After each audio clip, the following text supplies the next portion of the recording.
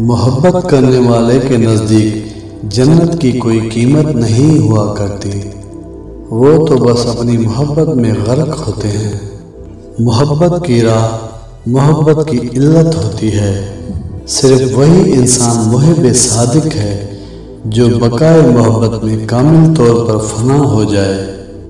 اگر انسان 2 سال تک بھی باغ معرفت میں سرگشتہ رہے، جب جا کے کہیں ایک پھول مل سکتا ہے۔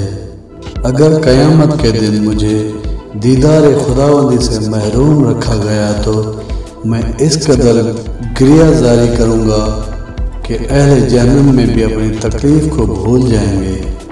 اللہ نے اپنی خوشی سے اپنے دیدار سے مشرف فرمایا، اس لیے کہ میں فقط بندہ ہونے کی حیثیت سے بھلا کس طرح اس کے دیدار کی تمنا کرتا۔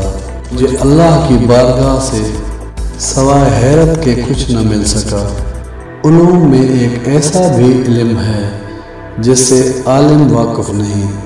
جو شخص خود کو بہتر تصور کرتا ہے اس کا کسی جماعت میں شمار نہیں ہوتا۔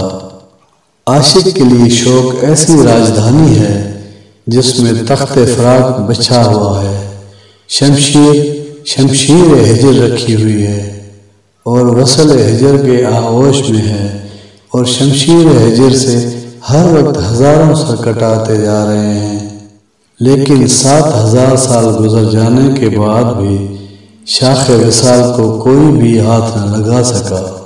3 باتیں یاد رکھو، کوئی تمہیں مات نہیں دے سکتا۔ نمبر 1، دنیا اہل علم کے لیے غرور ہے۔ نمبر 2، آخرت اہل علم کے لیے سرور ہے۔